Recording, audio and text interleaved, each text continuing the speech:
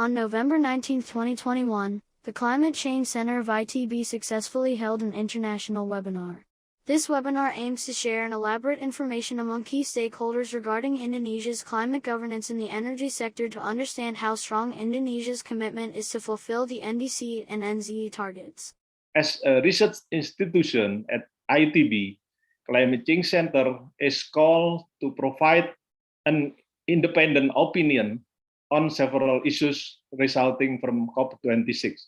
For this reason, this webinar is held shortly after COP26. After the COP26 event, countries were increasingly encouraged to boost efforts to deal with climate impacts also secured near global net zero emission, which require regulatory and policy support from the government.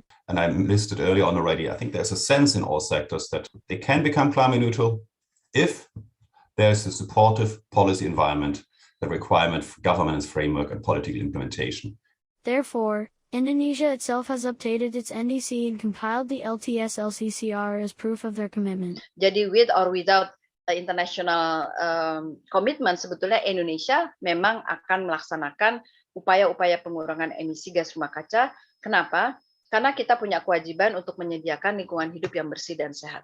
However, the size of Indonesia's commitment is determined by the NEC formulation, which was just approved at COP26, and CAN, which is still in the political process. NDC itu belum masuk di dalam CAN, belum masuk di dalam RUEN, demikian juga net zero emission. Dan sekarang posisinya CAN dan RUEN ini udah jelas perlu direvisi. Furthermore, in achieving the NDC target, Indonesia still faces a number of major challenges, such as the dilemma in the energy sector. 16 kita tahu bahwasanya udah naik dan makin naik lagi ketika sudah ada rencana umum energi nasional itu tahun 2017 diadakan gitu. Bahkan setelah itu langsung dinaikkan ini. Karena apa? Ya tadi dikatakan Pak Herman Darnil dan juga Pak Prof Joko juga mengatakan bahwa ya ini dilemanya seperti itu. Tetapi this energy dilemma then causes policies in Indonesia to tend to slow down the energy transition and reduce emissions by increasing the use of fossil fuels compared to renewable energy until 2030. The study by the SNAPFI Indonesia research team found that it caused by policy formulation process is still characterized by informal practices as a result of business interests that burden policymaking in the energy sector. The lack of transparency of corporate political engagement and the presence of political exposed person have triggered the backstage politics practice.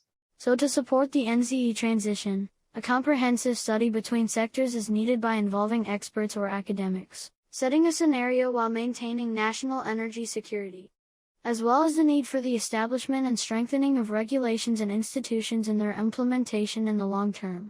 Thank you.